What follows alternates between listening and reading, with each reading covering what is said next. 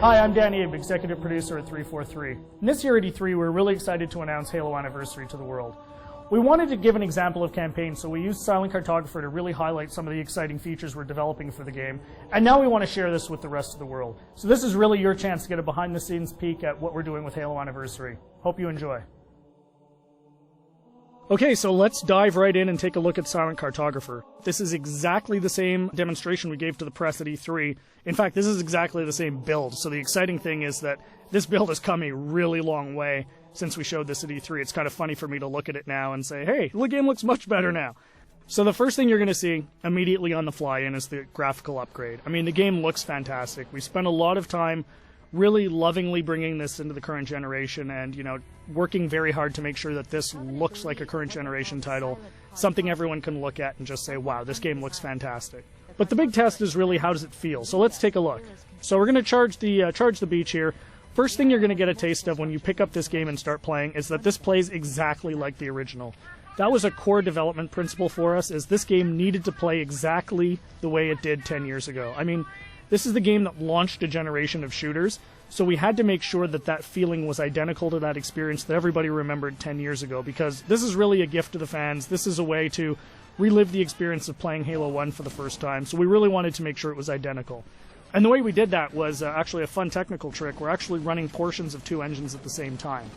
So the underlying code, the code controlling how the game feels, how the AI reacts, all of that stuff, is a lot of it's the original Halo 1 code, and that was really the best way for us to ensure that the game played exactly the same as it did 10 years ago.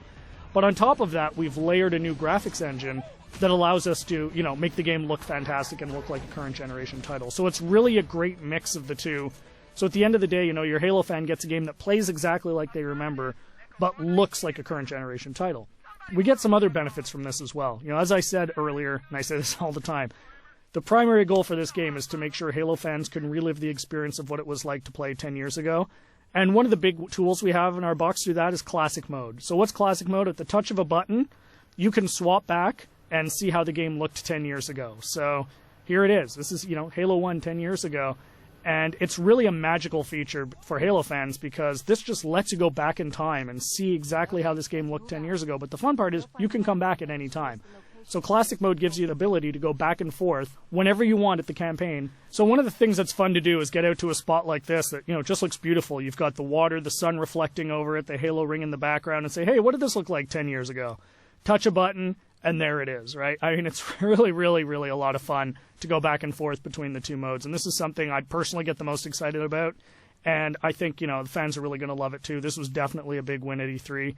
As you can see, the other benefits you get from the new version is you've got the splash effects, the dust effects as you get back onto the beach. The game just looks great. The other thing that's fantastic is for the first time, we're going to have co-op over live for the campaign. So you can hop onto the Warthog with a buddy and just plow through this game and, start mowing down grunts and elites and, just team up with a friend. Get on, go, hook up on live and play through the campaign together. And, we think people are really going to love that too. I often say, what would Halo 1 be without the Magnum?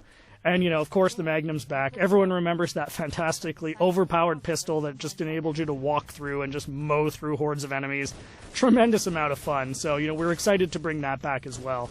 Again, you can see the game plays exactly the same as it did. Cannot highlight that enough. That was really, really important for us to make sure that this game played the same as it did, because this is really an iconic game. This is the game that convinced a lot of people, myself included, that you could actually have a fun first-person shooter experience on the console. I mean, I was a hardcore PC shooter guy, who said you're never going to make a game on the console that is going to, make me want to play. And this is the game that changed my, my impression of it.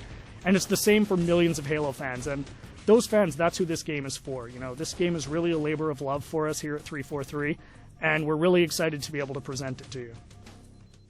So there's your sneak peek of Silent Cartographer. Really just the tip of the iceberg. We've got a lot more features we're going to announce as we get closer to launch.